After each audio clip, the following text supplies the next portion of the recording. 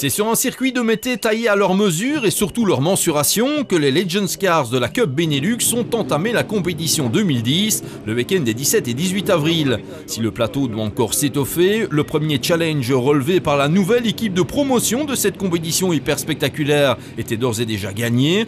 En un hiver à peine, la société 50 Nord 05 Est est en effet parvenue à convaincre les anciens de replonger, mais aussi quelques nouveaux de privilégier cette formule anti-crise par excellence au rapport prix-performance-spectacle imbattable. Ce qui signifie que le cocktail de mété était tout simplement explosif avec des inconditionnels du genre à l'image de Guy Fastré et Claude Watten, des valeurs sûres comme le français David Thomas et Martin Lucas, mais aussi des concurrents de prestige à l'image de Didier de Radiguez, Fred Bouvy, mais également Freddy Tachny en personne, responsable de RTL TVI et de ce nouveau circuit de mété qui est venu enchaîner les tours le samedi.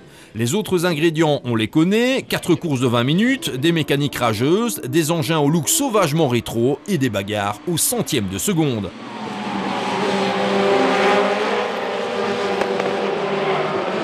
Les premiers kilomètres de la manche initiale voyaient Guy Fastré et David Thomas prendre légèrement les devants, flanqués de Claude Watten et Fred Bouvy. Des pilotes qui allaient allègrement échanger leur position dans un style inimitable, tout en force.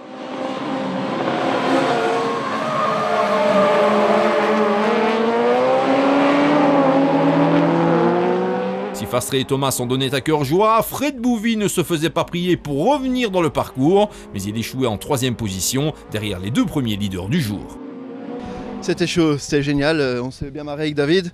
Quand on a vu Fred revenir, on a essayé de cravacher pour remonter, mais il nous a quand même rejoints. C'était vraiment super, génial. Ils sont très forts, ils connaissent très bien le produit. Je dois encore un peu peaufiner mes réglages. Là, en accélération, je suis un peu à la rue, mais sinon, ils roulent très bien. On voit qu'ils connaissent très bien le produit, ils arrivent à jouer avec, je dois encore un peu découvrir. Ça y est, enfin oui, on a travaillé tout l'hiver, on a travaillé dur, mais je ne suis pas seul là. Je pense vraiment à toute mon équipe qui est derrière.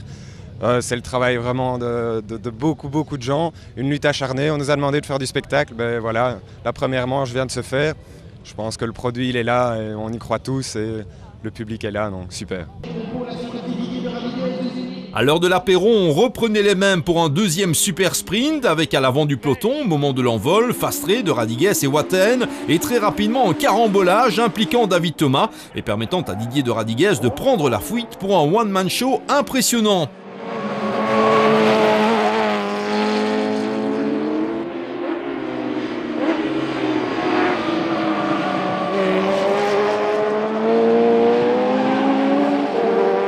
En fin de joute, Claude Watten revenait tel un boulet de canon sur de Radiguez, mais l'ordre ne changeait pas et le présentateur de l'émission moteur remportait la victoire.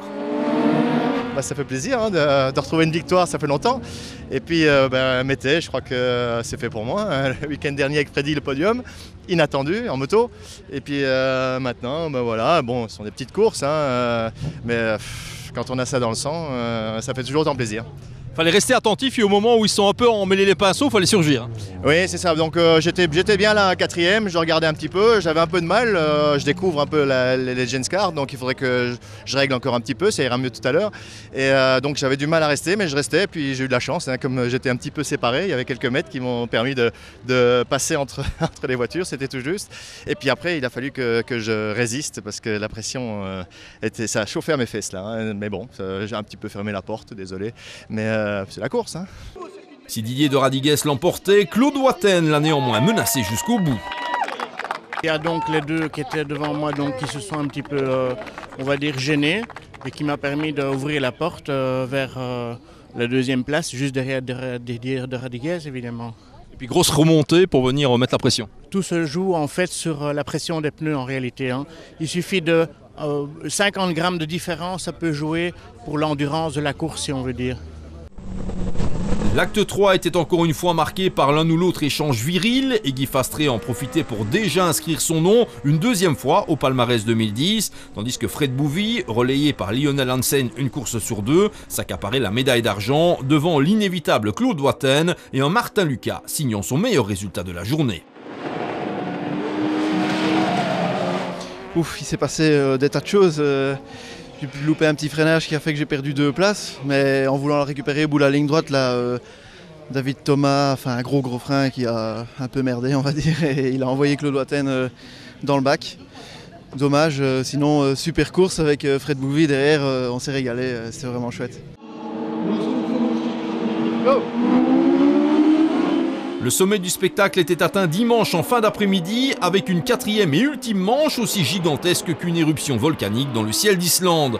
Entre De Radigues, Thomas, Watten et un Fastré en pleine remontée après un départ depuis le fond de la grille, la lutte a été exceptionnelle et pas un seul observateur ne pourrait vous donner le nombre de changements de leader tellement ils furent nombreux.